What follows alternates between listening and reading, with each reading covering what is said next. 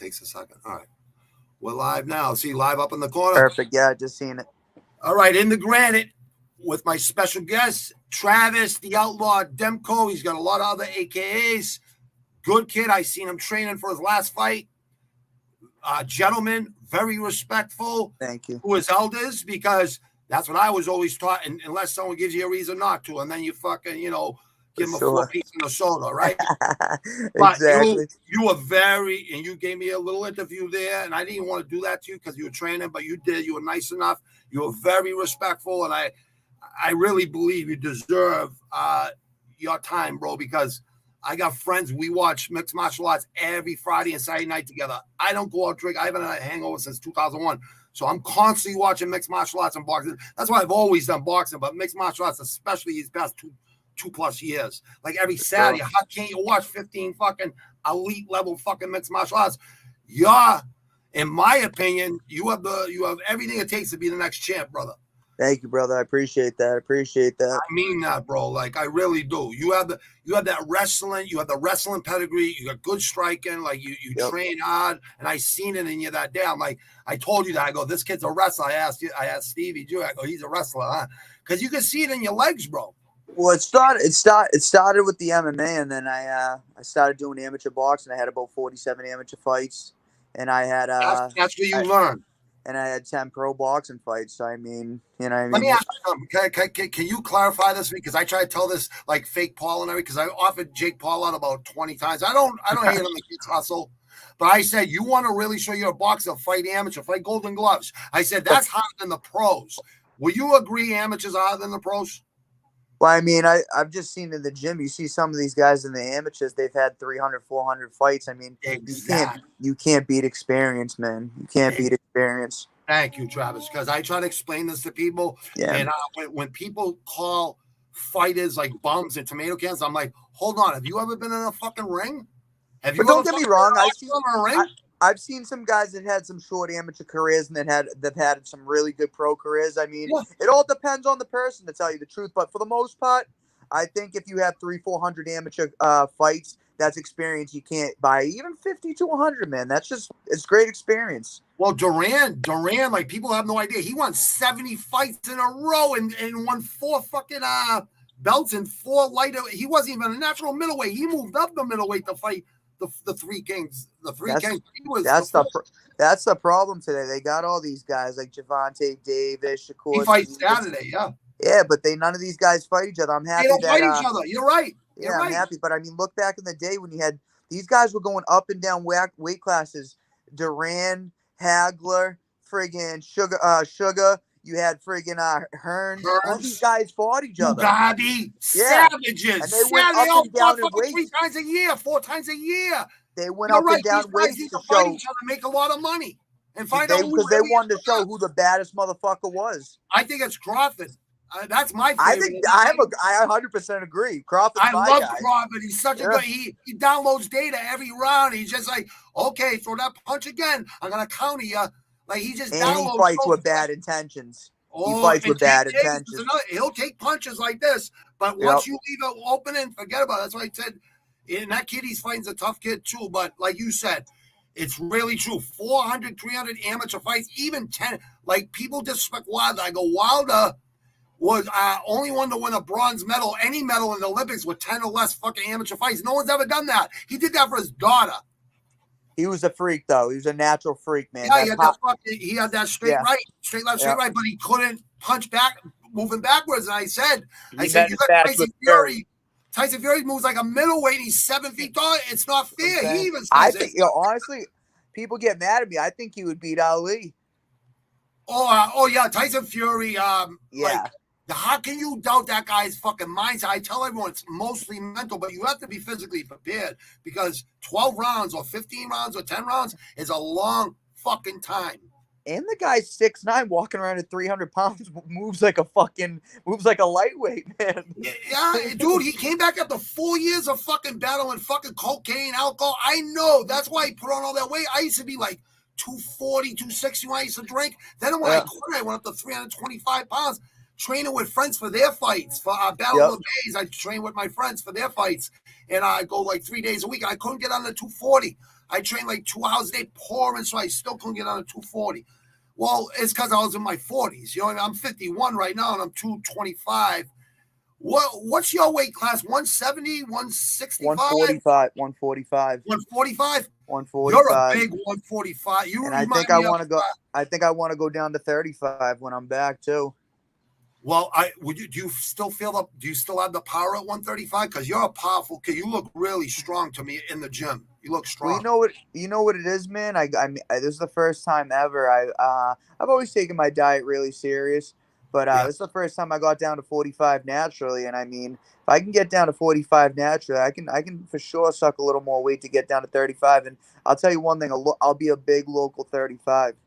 Dude, I'll tell you one thing. The weight cuts suck for these fighters. Like, let me ask you something. You don't have a problem with it. And this is what I want to say this to all my favorite fighters. I want to say, listen, you can go stuff your face for a weekend. That's fine because you got discipline that you made through a fight. You made weight. You won. Okay. But I don't care if you're going to take time off, but at least run 3 days a week. So that way when you go into camp, or just be in the gym. Or just be in the gym if you're gonna take a week off and you exactly. At least go to the gym. Exactly, bro. Like at least a couple days a week. You're a professional fucking fighter, man. Mm-hmm. Mixed martial arts, you cannot make a mistake. No, you get fucking head kicked. Oh no. See what happened to Tony Ferguson? I was like this crying almost. I swear to God, because I love Tony so much. Yeah, he is an animal. He looked so good in the first, and that kid Chandler. I gotta say, I was like, this ain't Bellator. But you know, the guy's got knockout power in every fucking orifice of his body. But after the third round, I don't know if it goes into the championship, fourth or fifth round. I've never seen him in Bellator. I think I've seen him go deep. Yeah, but he's a tough fight. He's got that explosiveness. You know what I mean? Like he definitely belongs there in my eyes. You stand up beside Joe Rogan. Joe Rogan's like 200 pounds, right? Yeah, he's same height. The guy looks like twice the size of Joe Rogan. He's fucking 100. Yeah, I think 170 pounds or 155 for that fight, right? I think he fought 155. I think fight night he was like 181. I think so fight night he was 181. 185 on the day of the fight, right? Yeah. Yeah. What do you think? John Jones is my favorite mixed martial arts. I think Stipe is going to be his hottest fight. He's going to walk through the heavyweight. And if he gets by Stipe, I think Stipe is the most well-rounded fighter. But I try to tell everyone, they did Stipe wrong. You can slip a right hand from Francis, you know what I mean? But Francis is getting better with wrestling. We've seen it with Gane. What a fuck you that was. Yeah, I mean, everyone thought Gane was going to beat him. Yeah. I said, he just beat Stipe. You think he's going to let this guy beat him from France? No way. I'm like, yo, people got to show a little more respect to the heavyweight champ of the world. He didn't get there just on a fluke. Thank you, Travis. Because listen, that guy's story, I do love him, right? But that's the problem. I always have fights. I love both fucking fighters. Mm-hmm. There's not many fighters I don't like, but there are Conor McTapp. I call him Conor McGregor, Conor McTappin. Now, listen, I got shamrocks on me. I'm really proud of my 60% Irish, 25% Sicilian, and 15% fucking German, right? Yep. Irish people here, you're from tough town Stoughton, right? Yep. Yes, sir. We don't talk shit unless we fucking do it. You fly 5,000 island and then you tap and you give up after talking all that shit. Just go to sleep. I know. Because you're making Irish look bad. Like, bro, come on. You should have went out. You should have went out on the Shield. Fights. You should have went out on the Shield, you know what I mean? But it's harder said than done, you know what I mean? No, but I heard if you don't tap, you don't get paid. Is that true? I heard that's a rule. If you don't tap, you don't get paid. Is that true? I'm not sure about that, to be honest. Yeah, to be brutally honest, I'm not sure about that. It don't make sense because you could just go out and you could be ready to tap, but just go out. You know what I mean? Like, yeah, I mean, the tap's it. Everybody thinks it's an ego thing. I mean, I don't think it's a bad thing to tap. If you're stuck, you're stuck. You know what I mean? Yeah. And trust me, if something's sunk in good enough, you know whether or not you're getting out of it. You know what I mean? Somebody got the hooks in, and it's under the chin. Hey, you see Volkanovski with what's his name from LA? He got out of two of them. Pretty deep. You know why? Because he trains underwater and getting fucking punched while he's holding his breath. It was pretty fucking deep. Composure, right? It's all composure. Yeah. But that kid, what's his fucking name from LA that fought? That was a war. But getting out of those were his main. That's like Ferguson's Das or fucking or one of Oliveira's favorite fucking chokes. Like, you ain't getting out of that shit. And for him to get out of that from Ortega, right? Yeah, Brian Ortega. Yeah, Ortega. Exactly. He has those were his two main fucking submissions. That's what he's the best at. That's just digging deep. That's just digging deep and going to another place in your brain. It's all mental. It's all mental. For sure. Man, you look. I gotta say, right, dude. Like you look like you were trying to cut weight 2 months before your fight. You're not that you didn't look overweight to me. No. But when you said 145, I'm like 145. You look like you're 170, kid. I do get thick. A lot of people think I'm. You are thick. That's what I mean. Yeah, I get thick. But I'm not a super tall guy. I'm about 5'8", so the muscle packs in on me. You know what I mean? Yeah, but lower to the center of gravity. That's a good thing. Yep, exactly. But reach, you can't teach reach, but you seem like you have the reach. When I was watching you hit the mitts, you have good reach. I got deceivingly long arms. Yeah. I got deceivingly long arms. You're like a gorilla, brother. They're kind of close to my kneecaps. I'm not when I let them rest. I'm not saying I'm a knuckle dragger, but they come close to the kneecap. No, you're a savage, bro. You're definitely a savage. Anyone that gets in that octagon and fucking, I give anyone credit. I give anyone credit that gets in a boxing ring and even spars with just to take that walk. Just to take that walk. Yeah. Like you said, 400 fight amateur. You go in and fight like if I did, like when I used to go chase middleweights around, that's good for a heavyweight. Yep. That's good. You know what I mean? Then I spar with Sig or probably about any Sean Gannon, God bless rest his soul, God bless Sig. Sean Gannon was a good friend. You know what I mean? Paulie Gravel, all of them. Like, you know, you lose some. Eddie McAloney was about your weight. He was pro lightweight. Yeah, he's lightweight. Well, the thing is, with a heavier guy, when you go with lighter guys, you have to match their speed, and that's only going to make you better. Exactly. It makes both better because then they're taking harder punches, even though you're not trying to kill your sparring partner. That's what I'm saying. You're not even going in there, not trying to go in there and take his head off. But if you can match his speed, that's going to help you more than it's going to help him. Exactly. You know and then he's going to be able to, I was always taught go 50% because you know what, this guy probably got a fight coming up, or you might have a fight coming up. So you just, like you said, you just want to get better. You want to get better with smaller guys. You want to get better with bigger guys. Mm-hmm. And, like there's guys like Tony Ferguson and John Jones. You can't prepare for guys that throw axe kicks and fucking elbows from different directions. And that guy Yeri who fights Glover Teixeira. Alex Pereira is another one. Like, yeah, no, these guys. The crazy thing about MMA is when it first started, me and my father were watching it. You remember back in the VHS days? The fucking Tank Abbots and friggin', you know what I mean? Go back to Shamrocks. I mean, the game's evolutionized so much. It's insane. It's insane. It's better and better at the levels. There's levels to the shit. You got guys that are pro boxers, collegiate wrestlers. They got the whole package. They got everything in one. And you didn't have that back then. It was mainly a one style base, or you know what I mean? Now it's like these guys know everything and they're doing it all at high levels now. You have to practice every art. How's your jiu-jitsu, brother? Like, where is the best? Do you go to New England Cartel, or do you go down to Connecticut once in a while, spar with those guys, or do you just stay to your gyms where you go, where it works? You won your last fight. I didn't fight this camp out of Lozon's, but I was with Lozon's for forever, and I do a lot of jits over there. But I move around all over New England, man. I'm in Rhode Island a lot. Rhode Island's a good spot. Good spot. Rhode Island's a good spot. A really good spot for training. For sure. So if you're moving around, that's good because that's what Tony Ferguson, I heard him after the loss. He was saying, listen, I never had a camp. I always had camps, but I had it with different people. And I never had he said he never had a place where he could go, a gym where everyone's trying to help each other. He was that much I just like getting different looks. And I'm kind of I'm a gypsy anyways, man. It's hard. I think that's smart, though. I think that's smart. It's not the easiest thing for me to fit in with most groups of people. I kind of I understand. I find one or two good coaches and I attach to them. And I mean, when I'm with one or two guys, it's like a family bond for me because I don't go out there and trust a lot of people. So because this game's a dirty game too, you know what I mean? It's not the prettiest game. So when I get with people, I know I really know them. You know what I mean? They have your best interests. Exactly. And they're not going to feed you to the wall. I'm not fucking with anybody that doesn't have my best interest. That's right. See, you're smart, brother. You're smart.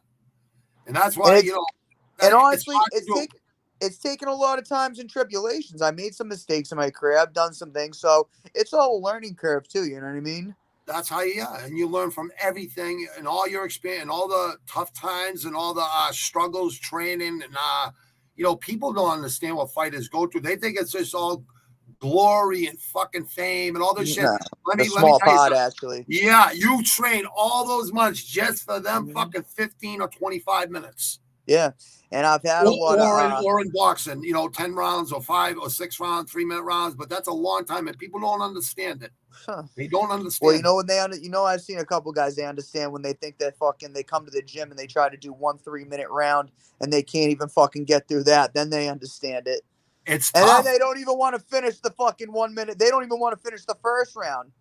Listen, I'll admit, I sparred with Sig one time. After 1 round, I was so excited for one drink. It was on a Friday. I go, Paulie Cabell, go back. I go, you can spar the next fucking 3 rounds. I'm going to the fucking bar.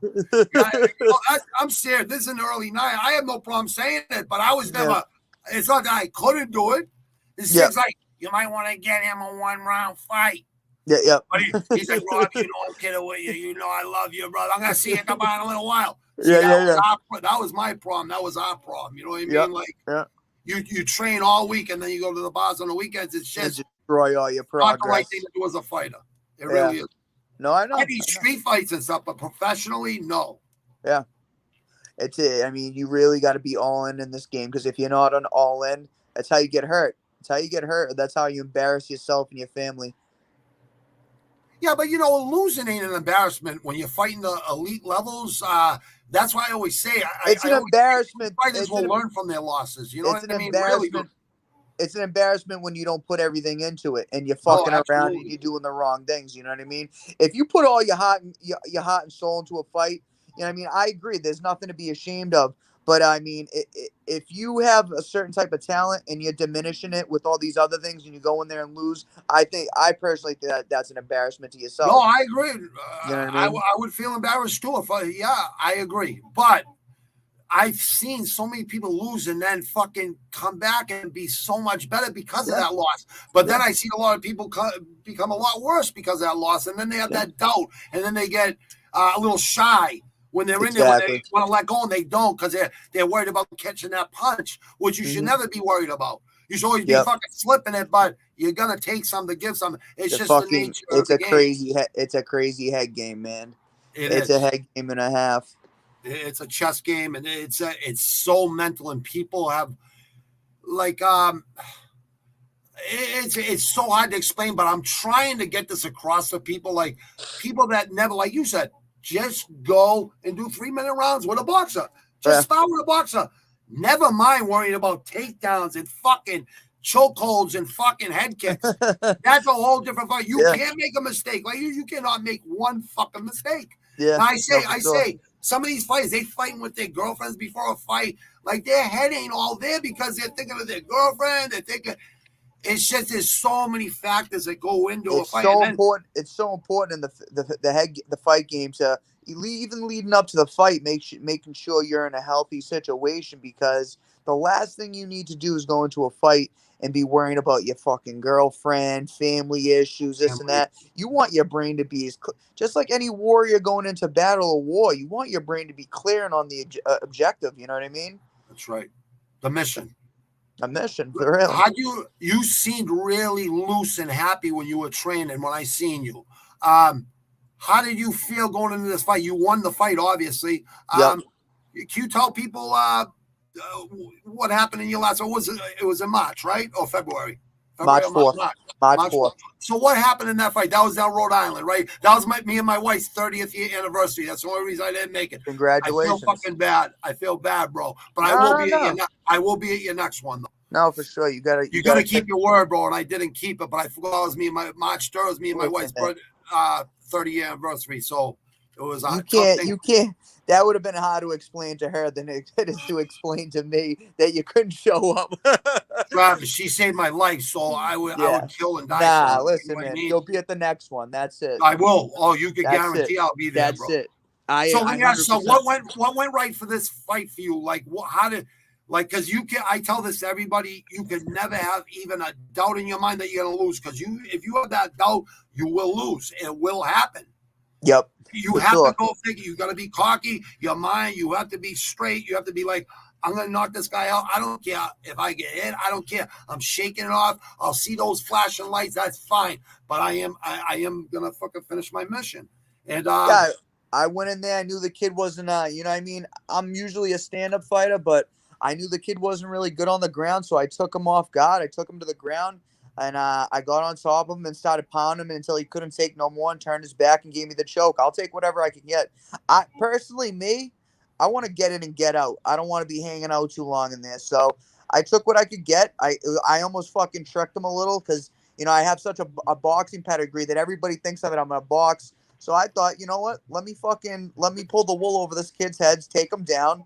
I pounded him out for you are a boxer, but I could tell you were a wrestler the first time I saw you. So you know what? Taking people down and smashing them, but at least you're smashing them when you take them down. Well, you know what's funny? Do people take people down? Like, I know it's not easy to control a guy because I know how to. I wrestled. I wrestled with the New England champ. Was my first podcast I did. He was the hottest guy I ever wrestled. Mm-hmm. But that was when I was 17. But just controlling a really good wrestler on the ground and holding him, just not smashing him. But I'd rather see a wrestler smashing a guy.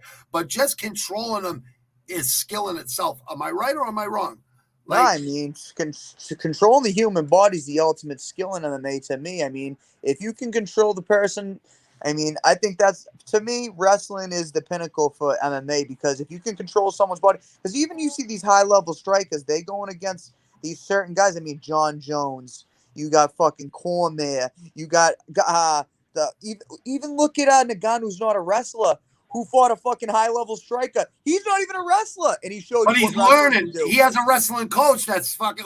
Matt, is it Brown? Matt Brown, or one of them? One of the Brown? I don't know who's wrestling coaches, but he has. I think it was one of the guys from Couture. That's right. That's right. Gym. That's right. That's but right. I mean, right.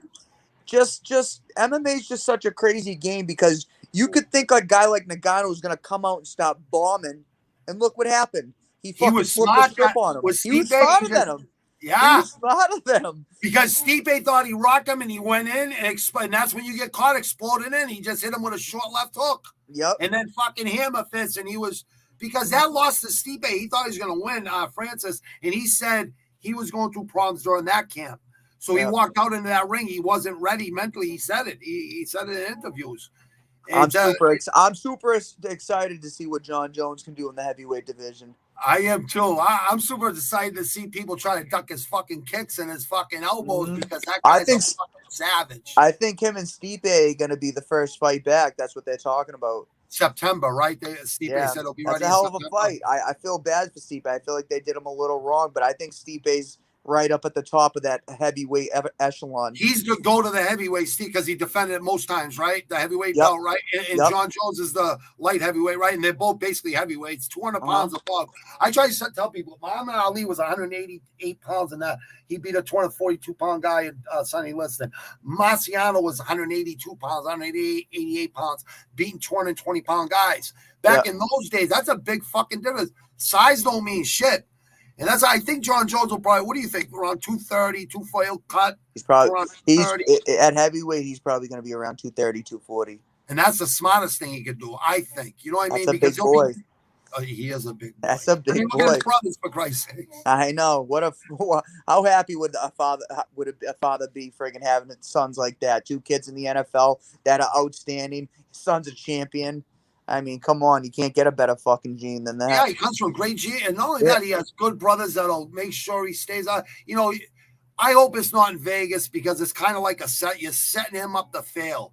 Not in the fight. Not in the fight after. I mean, you know what it is, though? John Jones is such a high-profile guy. These guys ain't claiming to be fucking inspirations or anything for him. When they get locked in a cage and beat the shit out of people. I mean, you can't expect these guys to be the friggin' utmost. You're the baddest man on the planet in early 20s. That's what Mike Tyson went through. Like, yeah. If I was the baddest man on the planet, which I felt like I was the baddest man in my neighborhood, and that's, Quincy and Boston, I felt that way. I still feel that way. But, right, that's ego. But when you're younger, it's even fucking enforced 100 times over. So I know. It's really how you have all that money, you have all this fucking influence, everyone loves you. It's like, People how does anyone deal with that? Yeah. How does anyone deal with that? No, it's hard. It's hard. So. Yeah, and I always say to people, were you fucking there? I said, if I hit my wife, which I've never done in my life, never hurt a woman or a child or elderly or harmless animal. Vice versa. Like I've always fought guys that were bigger than me, right? But yeah. if I hit my wife, like I'd put a fist to her face, like I would really hurt her, so I would never do it. And I think if John Jones and his fiance, I think there'd be a lot more fucking trust me. Yeah. And you know what? I don't know anything about that situation. No, I wasn't there, so. and that's what I said. But were you there? No. So no. People. I can't speak on other people, and I don't speak on other people's fucking garbage, anyways. You know what I mean? It ain't who I am. Well, the casuals out there. I gotta read their comment. Not on mine, but I just read other, and I'm just like, how stupid can you be? Like, really, common sense. You don't even have to be a rocket scientist. Just common sense. Well, you know how it is, man. It's so easy to be a keyboard warrior and talk about kids like this. I mean, the guys I hung around with, you wouldn't hear shit talk. You would just get punched in the face repeatedly until it was over. Yeah, because there's consequences for talking shit. Yeah, you wouldn't even see it coming. The guys I hang out with, they'll steal on you, and there would be no shit. You'd be talking shit and get hit in the middle of your sentence. Absolutely. I tell people the 2-foot rule. If someone comes up to you 2 feet with animosity, you drop them first. Don't get my bubble. You know what I mean? Get my bubble. Yeah, you get in my face, forget about it. Like I wouldn't even let someone get in my face, but that's the worst. I see people letting people get in their face. I'm like, this person really is looking for a beating because first of all, you already made a mistake letting them get in your face. They're that close now. I'm not out there looking for fights with any man. No, you shouldn't be. I'm a gentleman through and through, and I pride myself on that. But yeah, you are. You know what I mean? I can turn into something real quick the other way. Medieval real quick, right? Yeah, but I don't want to do that either. I'm the same way. I don't want to do that either. I'm not trying to be a tough guy, dude. I like people. I like getting along with people. I like conversation with people, man. It's a lot easier living life like that. Yeah, communication is everything. And I'm talking like the shit I'm talking about is in the 80s and 90s, which a lot of people just don't understand. It was a totally different era. It was very violent. Like there was fights every fucking day where I grew up. Like Rob, you can't physically assault people anymore. I know that. No, I know you can't do it. You just can't do it. You know what I mean? But back in the day, if they get in your face, if somebody's talking shit, you walk into the bar room, tear them up, and then fucking nothing was said. You know what I mean? You do that now, you're going to court and you're going to jail, man. Assault battery with a dangerous weapon, shot foot. I got about fucking 18 of them from the 80s and 90s. 100%. And that was then. And that was then when people weren't talking shit. They weren't calling cops, but still people called cops. Yeah. So you're right. You're right. You don't need those headaches. So he's listen to Travis here. Listen to this young man. Listen, people. All right, please listen to this man. He's a professional mixed martial artist, and I'm an ex-cowboy. An ex-cowboy. And that's the last thing I want to. You know what I mean? But I'm ready, and I will get medieval really quick, like you said. I know. But trust me, boys and girls, Robbie will. Yeah, but you know what? You evaluate situations. That's what you learn when you get older. You start evaluating. You're like, is this guy worth $50,000 in lawyer fees and going to court every fucking 2 months, and then fucking have to give him $100,000 so you don't have to. There's a million scenarios. I eliminate half those problems by not even going out in public anymore, man. I do what I got to do at the gym. Do what I got to do, but you humble yourself. You go home and you're humble, and that's why I tell people that's what training is for me. It just humbles me, and I don't even have energy for the bullshit. You know what I mean? Yeah, it's all positive. I mean, dude, guys like us going into a bar room. I mean, we're only asking for fucking problems, man. Come on. Well, you know what? Yeah, absolutely, absolutely.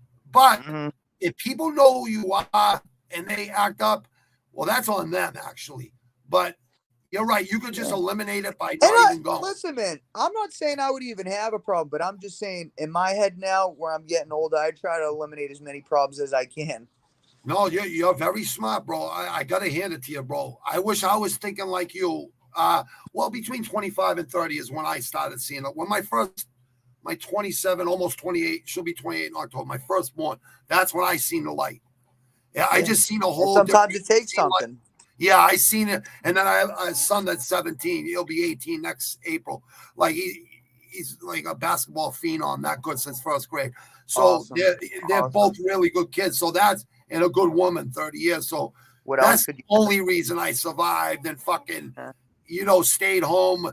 It was just like I probably like a rock star in the 80s and 90s. It's like, I know people my age that still party on the weekends. I'm like, Jesus Christ, like, Robbie, you that's haven't seen it all yet? Like, you still searching for something you never seen? Because I don't know. That's more than most men can say, dude. A lot of these guys don't raise their kids; they don't raise their family, man. And I grew up without my father. That's why I would never let that happen with my look kids. at you. You got two awesome kids doing great things. You got a great wife, man. I mean, you buckled down, and you did what a man was supposed to do and raise his family. Yeah, it's not easy being a father. You're right. It really, but with a good wife, it makes all the difference. It really does. A good mother to your kids. I give her all the credit, to be honest with you. But you have to support them. You have to give them the money. That's why I was on all those jobs, working through fucking blizzards, working through fucking cold, hot weather, heat waves. The only time we would shut down tunnel shafts was when there's lightning, and that's very, or on the weekends. You know what I mean? But that's it. Like, you had to work in the elements. If you were up top like I was as a steward / top man, you were in the elements. And those guys down below 58 degrees year round. You know what I mean? So, do to support your loved ones. Yeah, you do. You just got to do what you got to do. And not only that, I didn't meet my real father until I was 32, and he almost met a left hook. If it wasn't for my uncle, he would have met a left hook, because my uncle said, "There's only 2 people that walk like that," because I have a strut. And he has a strut. He goes, "There's only 2 people on the planet that walk like that in the world." And I'm like 30 feet away from him. And I love my uncle, because I remember seeing him as a kid when I was young. And I look over, I see and it was like looking at myself like 20 years later. So yeah, that's where I got all my anger. And that's why I was always fighting, because I had anger. Like, if you grew up without a father, you're kind of ashamed, because you got a single mother with your friends. You're always ashamed. My mother always liked all my friends. She always let my friends, come over to my house, do tattoos, drink in my room, whatever. So I never had it wasn't lack of love. It was just lack of money, all that shit. Because I was playing sports, winning Little League championships as a pitcher, hitter. When I wasn't even supposed to be in Little League yet. I was too young, but paperwork, all that shit, they because I was that good. And then they took sports out in 1980, Proposition 2.5. So they took all my dreams away from me, and that's when I started selling drugs and shit, selling joints, 2 for $5, 4 for 10, 6 for 15, 8 for 20. In the biggest drug part of Quincy, the 13 boroughs, Southwest Quincy, Bruce Corner. That's where all the older kids, that's where 100, 200 deep every fucking day. Everyone's selling fucking joints. That's just the way it was in the 80s. You know what I mean? Yep. I'm a teenager. You know what I mean? What the fuck do I know? All I know is I'm going to make as much money as I can. And, I would have waited. I would have. I don't blame you, brother. Yeah, I was just, you guys got it a lot better, because it's pivotal. It's pivotal to have a man in your life when you're growing up like that, man. No, I didn't have a man to fucking slap me in the face and say, "Hey, fucking smarten the fuck up." I didn't have someone. You raised yourself. And then I did, though, at 13. Then I had a guy that molded me into like a Marine, more or less. Mm-hmm. And he was like quick, decisive decisions. Like, and he was giving me things, cheaper, and teaching me boxing, because he's like, "You're a great athlete. You're a tough kid." He taught me the basics. Then I went to Sig's father and trained with him for a while. And, I had that dream of the boxing championship too, heavyweight champ. But, like kids get in the way. But boxing doesn't pay. Amateur fights, they're not paying you. No. And like you said, 400 amateur fights. Like some of these guys, I would want to fight 5, 10 amateur fights and go pro right away. That's what I would want to do. You know what I mean? Yep. And that was the plan. How many amateurs boxing matches you have? Over 20 or 30 or 50? Or 47 amateur, and I had 10 pro. Oh man. So let me ask you something. So I didn't have an extensive amateur MMA career. I only had 2 amateurs. So, but let me ask you, what made you go to MMA? Because there's a higher chance of getting paid in MMA sooner than in boxing. No, not that. I started out doing MMA when I was young. I mean, my dad. That's right. You know, my dad started me out into the Taekwondo, and then that elevated into getting into boxing and wrestling. And my dad had a good friend back in the name Otto Pozo, and I know that name. He used to own One Step Beyond Hyde Park. So he would come downstairs. My dad would have him come downstairs in my living room, and he would teach me jiu-jitsu. And MMA was really just young, and I was doing that. And then I met a boxing coach, Joe Ennis, and I started doing boxing with him, and I really fell in love with the game of boxing, man. You got good hands. I really, really loved boxing, and you can tell. I always wanted to get back. I got so deep into it, but I always knew that I was going to end up coming back to MMA. And, I had my pro debut in 2020, and then I had this fight after COVID. And I ended up having a knee injury, but I really want to as soon as this knee injury is healed up, man, I want to go on a nice little run and really make a bang at this, try to get into the big league. Well, I really believe you could be the future champ, bro. And 135, I mean, that's what you want to go down to. If you want to get down to 35, power at 135, you're gonna be a pro. Like I said last night, you remind me of Kyle. What's his name? Kyle France. That's who you remind me of, bro. I swear to God, like that's who you remind me. Right when I say, I go France right away, and I'm like, because I just watched him win like about a month or two prior. Yeah, he wasn't supposed to win that fight, but he did.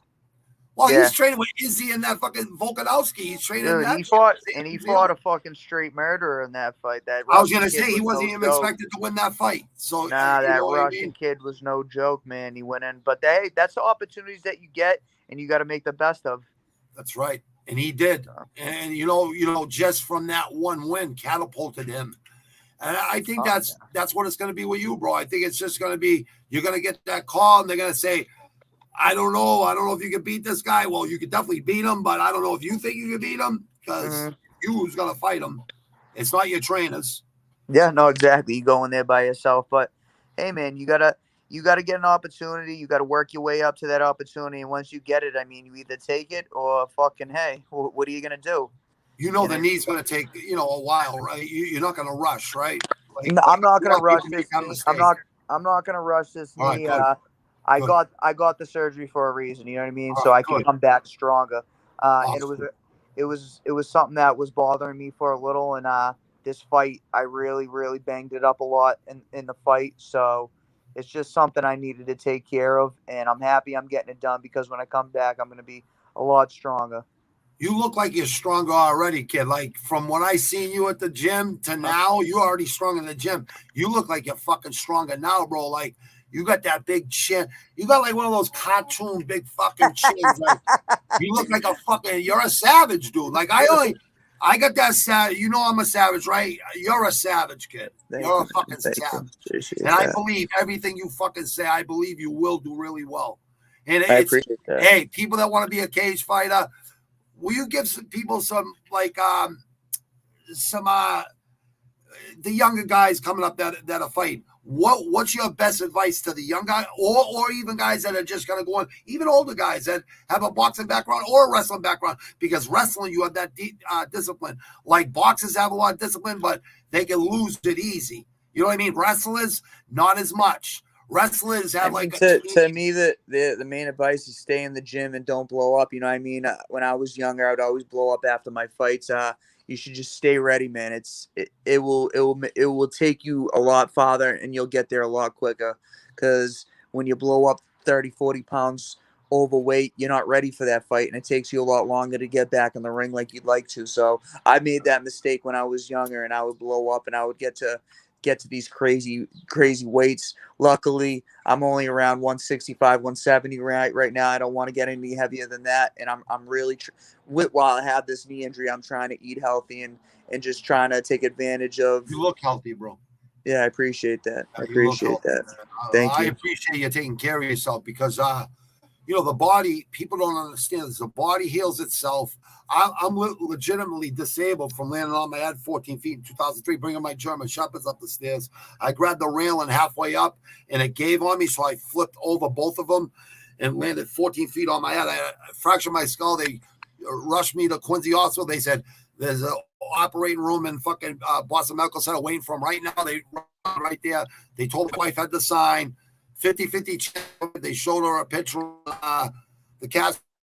MRI, they said, see that spot? It's all bleeding. We got to cut his head open, stop the bleeding. We don't know if you have to wipe his ass for the rest of his life. We don't even know if he'll come out of the coma. We have no idea. So, hey, Robbie, I know you didn't. I know you didn't get back to fighting like you want, but I mean, damn, just to breathe and being able to work out and fucking move around regular, that's huge, man. Some people lose that opportunity. You know, I mean, probably about 4 or 5 years ago, I had the similar situation. I got into a car accident. I broke my back, my neck, went through the windshield, and they didn't think that I was. That's why I was saying, because I knew you had that story too. Mm-hmm. Yeah, tell the people, because you fucking had you suffered. Didn't you suffer people found you? What's that? Weren't you stuck at car crash? Weren't you stuck? I was stuck. I was. Jaws of life or something? Yeah, they had a. Well, I mean, you know, probably 6 years ago, I fell into some hard times. I was living on my own, and you know, I was just doing all the wrong things, and I got drunk. Got drunk behind the wheel and fucking fell asleep behind the wheel and hit a tree going about 80 miles per hour. And I'm lucky that I'm still here. Somebody above in the sky was looking out for me, and I just used it as something to friggin' change my life. Being strong helps too. That's what the operating. He said you fought to live because you were strong, and that's part of it. But he said you had some help from up there. Someone was looking out for you. So yeah, sure. You're right. I believe that too. I'm a Catholic, so I believe it. I can't stand the pedophile priests. You know what I mean? Obviously, it's a big fucking stain on the Catholic religion. But yeah, no. I used to believe in God. I was confirmed into the Catholic religion. And, you know, as I got older, I started going to a Christian church. It just made more sense to me. The guys wear regular clothes. They got I was going to say Catholic, Christian, it's all kind of the same. We believe in Jesus and God. And then you know what? These guys got families. That it's just they don't have all this tension built up. It's not normal for a guy to not have sex. It's just not normal. I know what you mean. No, I know. It's not normal, man. You're right. So when you got these guys, that's why do we have such a fucking huge problem? It's because these guys are friggin' growing up in these churches, and who knows what's happening fucking behind closed doors, man. You know they're all saying they're all fucking protected at the Vatican. They're not even doing fucking bids. The Vatican got their own fucking rules. Yo, these guys are raping. These guys are raping kids, and then they go into the Vatican and becoming cardinals. It's insane, man. They're getting promotions. Oh, that's a discussion for another day, though, Rob. No, absolutely. Look at Cain Velasquez. God bless his soul. Cain, free Cain Velasquez. Like a guy like that should be a guy like that should be commended to go after a fucking pedophile. Fuck that, dude. These are the lowest life forms on earth. Yeah, it is the lowest. It's the lowest next to a terrorist, or a KKK. Anybody that covers their face as a coward or hurts children. Fucking, I don't even know how people can think like that. And I'm a fucking savage, but I could never think like hurting a kid. If anything, you want to help kids. You want to bring them up and make them confident about themselves, and that's it. You don't ever want to scar a kid for life, and that's it's a sad fucking thing. And he's in prison, and that other motherfucker's out on bail, right? Check this out. There was a guy, I didn't even know he's a pedophile. I was in court. This is back in the 90s, people. This is early 90s when I was young. They let him out on a personal guy with sexual charges, right? 150,000 cash bail for me for 216, selling 216 to Navy intelligence. So just figure it out. Like, this is what they do about. They protect these motherfuckers. Guys doing fucking life for weed charges, and then you got these, and then they bring in fucking pedophiles to jail, and they're the most protected people in there. Like, I'll give COs a lot of credit. They used to tell me, like, back in the old days, in the old places, the old counties, before you go to upstate, they say, there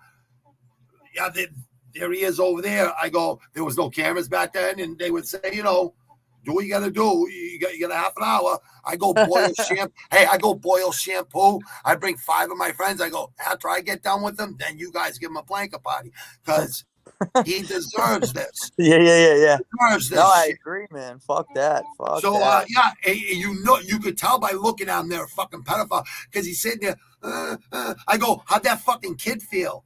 You think you're scared? Well, how do you think that kid felt? You know what I mean? That kid was 10 times fucking more petrified. Yeah. I can't, like you said, I can't even wrap my head around how people I can't either, bro. Like I'm so, you know what? I just want to say free Cain Velasquez. Like, the political people out there, Cali, all you people in Hollywood with any fucking power, anyone that's out there in LA, and I got my friend George Francis, who owns Fighters Rep, the only kickboxing license in Cali. He wants to go back to Miami because he's sick of the restrictions, all the bullshit there. But I've always loved Cali. Bullshit. But to only have the only kickboxing license there and to be, he put on a couple shows and since during COVID and stuff. So he's thinking about moving back to Miami, and I been commentating. I think I commentated one of his events. It's hard to do it by yourself. You need someone else that understands kickboxing and striking and everything. I need like a partner to do that with me. You know what I mean? And I will do it for him because I like the guy. He's a dear friend of mine. We became close. You know what I mean? But it's good to know people like that. Travis, like everyone he knows he knows your weight class. He'll watch that. He'll know your weight class. So he knows you can go in there and fucking scrap. And these guys bite down in their mouth. They're amateur and pro. You know what I mean? So he has like 6 amateur fights and then 6 pro. He had the Anderson Silva's son on his last cards and the cards before that. That's awesome. That's awesome. And I seen them lose. You know what I mean? I'm like, even Evander Holyfield's son a couple weeks ago, he got fucking face fucking first. I'm like, damn. A vicious game, man. It is a vicious game. And it don't matter who you are. Go ahead, say it, because I want you to tell these people that are coming up and want to be cage fighters or boxers. Please say it. It don't matter who you are. It doesn't matter what your dad did. It doesn't matter about any of that, man. You got to put the work in the gym, and if you want to be a good fighter, it's up to you, man. Ain't no one holding your hand. Trust me, a good train is a good thing. It's great to have somebody speaking in your ear and speaking good into you. I think that's very important. A mentor figure. Yeah, mentor. Exactly. But you got to be doing the fucking late hour sessions. You got to be doing your road work because nobody's doing that for you. And that's the hard work no one wants to put in. Like that's what you always see me say during the live streams during the winter and stuff. I'm like, do you think anyone else is doing this with a bathrobe on, sweating like this? Do you think I want this or no? I do because I want to sweat. And I want to fucking humble myself and I want to get in the best shape I could possibly get in. And this is the road work, what you're saying. Push-ups, pull-ups, running, wind sprints, fucking shadow boxing with heavy hands, jumping rope. That shit'll humble you. But people want to just go in the gym, lift weights, and don't even spar or nothing, hit the heavy bag and this and that, and think they're going to be all right, hitting mitts and everything, and not spar and not put in the work, like you said. And put yourself through a little pain to see success. You know what I mean? You have to walk through hell. Yeah, you do. You have to walk through hell, and you literally have. And I know what I've gone through in my life. The biggest white kid wanted to fight me in Concord in 1991. And I never seen him trained. And I'd be lifting weights with my friends, right? From juvie, from Dot and shit. And then I hit the bag after. You know what I mean? For half an hour to lose something. I told you, I didn't like that stiff feeling after lifting weights. Yep. So he told my cellmate he wanted to fight me in the ring. And back then, they would allow you to do it. They put the you put the headgear on, and one of the rec COs would be the ref. They have 4 of the rec COs. But all the convicts are down there, like 200, 300, 400 out of 3,000 inmates. You know what I mean? Yeah. State prison. So I TKO'd this guy in the second round, right? They shipped me out there the next morning. Now, meanwhile, you got guys in the hole for cutting CO's throats with fucking shiz and shit. And they're fucking sending me to a different fucking SECC in fucking Bridgewater the next morning. And I go, I've only been there for a month. It takes like 3 to 6 months. And the cop said, the 2 cops were driving, said, listen, someone was afraid of you because this never happens. Yeah. Someone was afraid of you. I go 6'1", 220. They're afraid of me. The guy fucking TKO'd was fucking 6'7", fucking 330 pounds and didn't even look fat. He was like a Nebraska fucking offensive lineman. Yep. But when you're in prison and you got Latin Kings coming up to you and real gangbangers coming to you saying, White Tyson, wow, what a fucking job. And people saying, kill him. And I'm tossing the fucking CO that's rep. I go, pushing him away because you know how it is when you're in prison too. You can get a lot of respect through violence. Well, yeah, and that's why I said that. I go, I never see this guy working out. And it was my friend, my cellmate's friend from the Cape. I go, this guy's better off fight me like right in the fucking unit or out in the yard. In the ring, I'm gonna hurt him. I go, the second round, he ain't gonna be able to keep his hands up no more. Yep. I'm gonna cut up the ring and I'm gonna fucking corner him and I'm gonna lay body and head. I said, I'm gonna have to take a couple punches during the first round because he's a big kid. But that's nothing. You just see that flashlight, you shake it off, and you just that dog, till you start landing your punches. You know what I mean? Yep. But like I said, I was exactly right, Travis. It's like, I really believe if you don't see it, believe it, achieve it, just like Bisbee says, shut the fuck up. That's not what you want to say at a press conference. You want to say that like on a podcast or something, right? Yeah, but you can really believe in something that much and it will happen. Yeah. Like if you put the work in, if you're dreams become reality. Yeah, but you have to put this hard work in, right? The training. Like, and 90% of the fight is mental, but if you're not prepared physically, then you need to use 120%. And they say we only use 10% of our brains. So how the fuck you have to be prepared? You have to train like a savage. I agree, my man. I agree.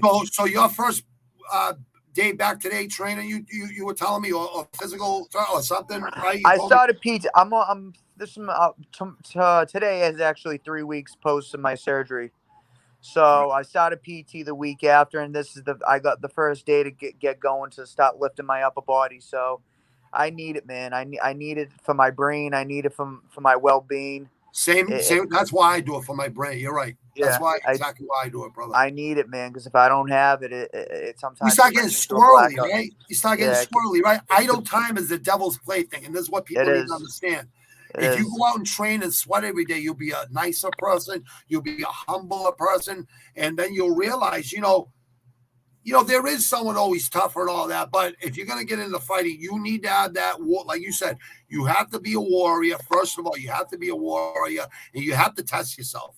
You have to go and actually experience it, like spar, at least sparring, at least amateur, just to see, because you have to eat, sleep, breathe, fighting. That's what you have to do. You have to study it constantly.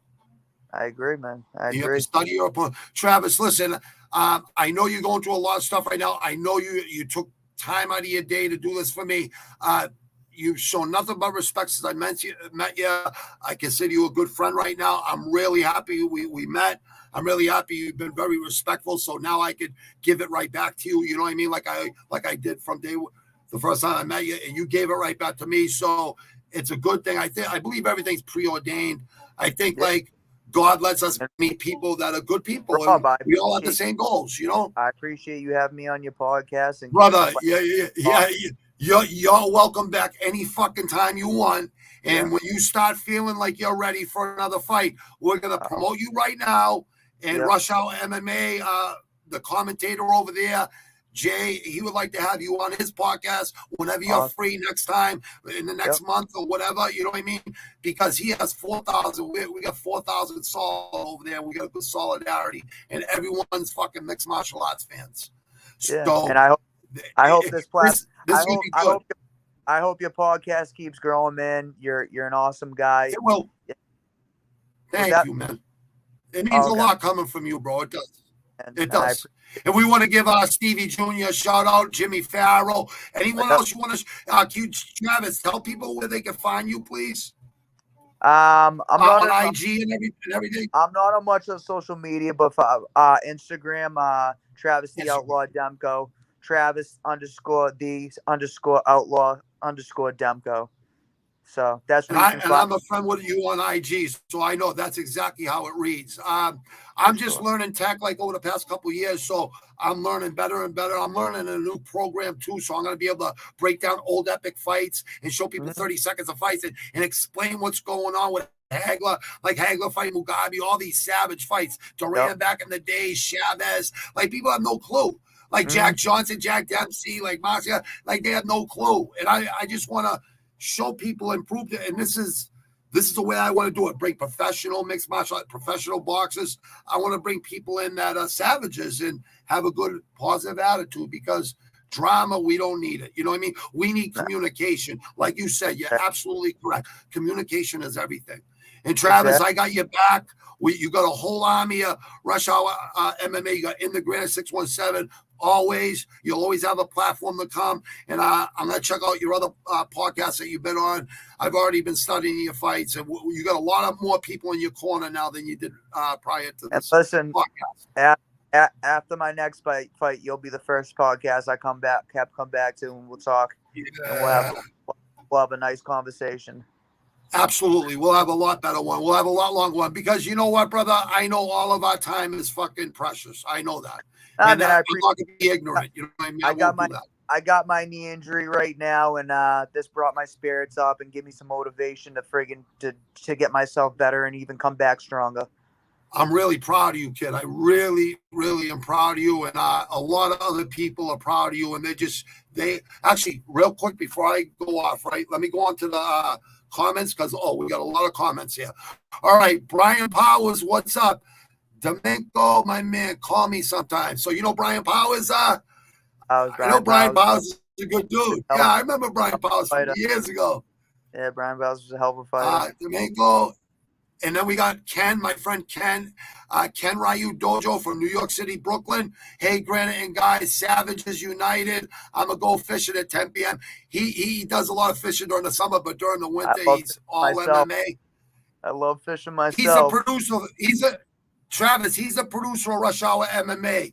So he's, you got all these guys in your corner, and a lot more people are going to see this, obviously, because I'm going to put it right out right after this. Fantastic. Travis, Ken, Brian Powers, he said peace. We all say peace. Thank you, guys. Thank you for tuning in, everybody. Travis, good luck with your rehabilitation.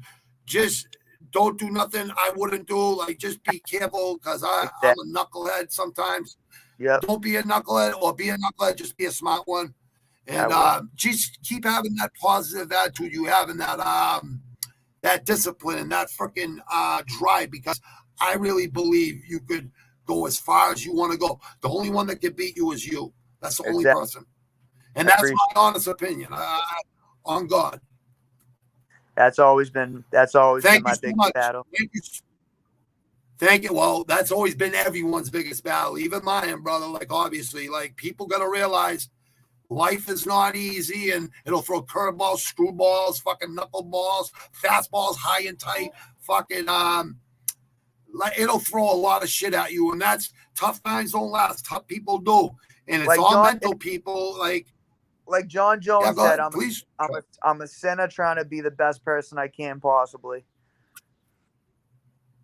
Yeah, and he's got the support. I mean, his father's a preacher. His brothers, like you said, they never had no problems in the NFL, and he's got the right support system. You know what I mean? And I believe he's for real right now. I believe he's made enough mistakes, and I think we see I think we've seen a diluted version of John Jones. Like he even said, it was a diluted version in the last 3-4 fights.